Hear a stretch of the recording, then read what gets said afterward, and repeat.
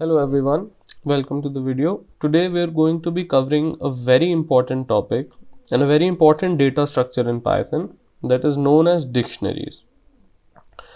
Now dictionaries are data structures that store information in the form of key value pairs. So there is a key in a dictionary that is associated with a value. So basically it maps a key to its particular value. It is very similar to maps or hash maps as you would have studied in C, C++ or Java. And even if you haven't, that's completely alright. Those are not the prerequisites you require for this video. So dictionaries are not sorted in any particular order, means that they don't store information in any particular order, and they have unique keys. This is a very important point, that dictionaries have unique keys.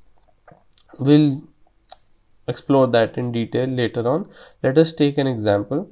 So as you can see, this is a dictionary and the key A is mapped to the value geeks, the key B is mapped to the value for, and the key C is mapped to the value geeks. So as you can see, this is how the mapping works, and you can also see that the keys in this particular dictionary are all unique. There is no repetition of the key. However, there are two values that are same, and that's completely allowed.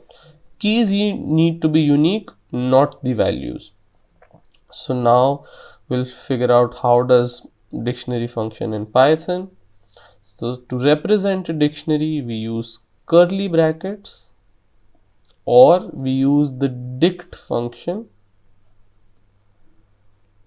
and then we use the curly brackets inside it. Both work the same, no difference between them. Let us explain it practically. So let us name a dictionary myDict, and first we'll create it using the dict function. So we'll create the same dictionary that was given in the example. So A geeks, B for, and C geeks. So if you print myDict, it will give you this particular dictionary as we have right here. If you try to find out the variable type,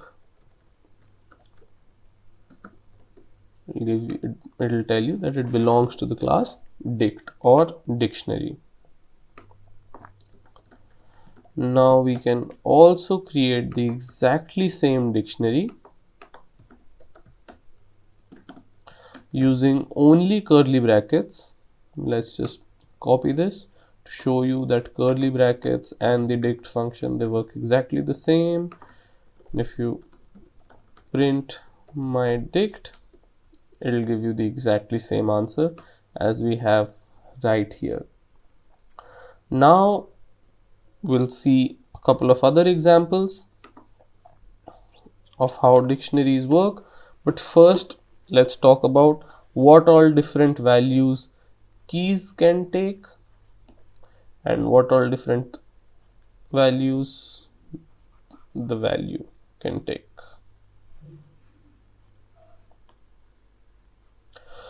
So if I say it in a definition sense of way, keys need to be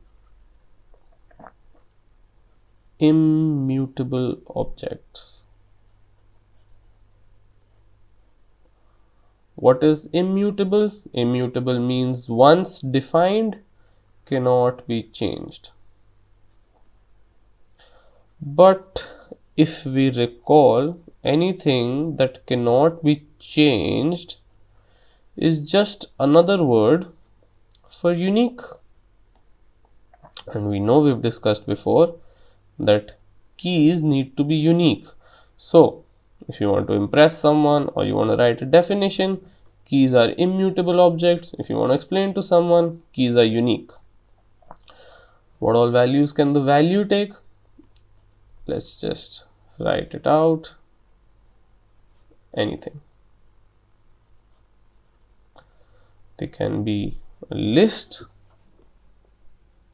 string, integer. Obviously, they can be another dictionary, it can be a set, it can be a tuple, it can be anything you want it to be. Of course, let's take an example to understand better. We create another dictionary and let's try to create a school record. So name Rahul, roll number 25, and section, let's say C. So printing my dictionary, we get name Rahul, roll number 25, section C. Very similar to the dictionary we have created here, not much difference to see. Let's create something different. Let me just copy this. Instead of passing the Rahul name as string, we'll pass a list of names in the values. There can be many students in the school, all having different names. Hopefully, Rahul, Shubham, and let's say Arjun. A list can also be passed as the value, as we've just discussed here. Now I want to instead of passing a list, I want to pass another dictionary.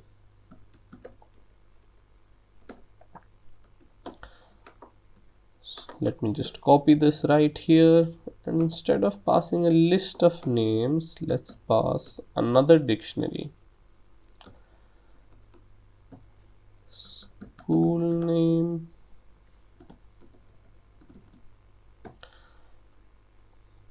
school name is ABC, address XYZ. Just a small dictionary that has been created.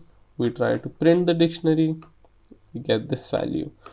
Name is mapped to another dictionary that has two keys, school and address, two values mapped to those particular keys, ABC, XYZ. Roll number, another key, one value. Section, another key, its respective value. So the basic gist of what we've understood so far: dictionary stores key value pairs, key and value separated by a colon, and two key values separated by a comma. Put all this into curly brackets and you have yourself a dictionary. Pretty simple, right? No big deal. Moving on. How to access elements of a dictionary. Let's see. We access the dictionary elements using a square bracket. Create a dictionary using a curly bracket, like we mentioned this here, but access any element, square brackets. How exactly does that function? Let's see. So now, for example, let us take this particular dictionary. Now I want to access the value that is associated with the key name. How will I do it? Pass the variable name, square brackets as just discussed, and write in the key name. Put all of this inside the print function, gives me the name Rahul. Let's try it with some different key. My dict roll number 25. Now, what if the value we're trying to access is not a string or an integer but a list, and we want to access the entire list or maybe some element of that list? Let's try to figure that out as well. So create a dictionary. Name has 3 different values, roll number is an integer value, and section is a string value. Print my dict name, and we get a list, but we only want the name Arjun. How do you figure that out? So now, as you probably would have learned up until now, list indexing. This is Rahul is index number 1, Rahul is index number 0, Shubham is index number 1, Arjun is index number 2. We want the name Arjun. Another pair of square brackets, pass the integer 2, and you get the name Arjun. Want the name Shubham, pass the index of the name Shubham. Want the name Rahul, pass index 0. This is how you can even access a list that is a value mapped to a particular key. Now, let's say that the variable inside the value, instead of being a list, is another dictionary, like in this particular manner. So we accessed my dict name, and this is what we get, another dictionary. Now what if we want to access the school name key? We can do that as well. Another square bracket, school name, we get ABC. Instead of school name, we pass the key address, we get XYZ. Fair enough? Simple? I hope so. So let us write the gist of it.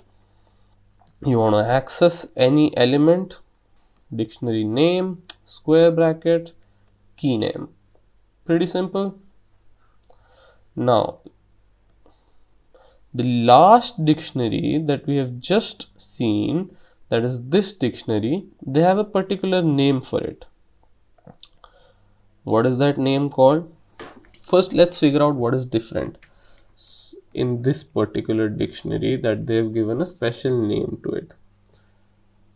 This is your dictionary, and inside this you have another dictionary, a small one.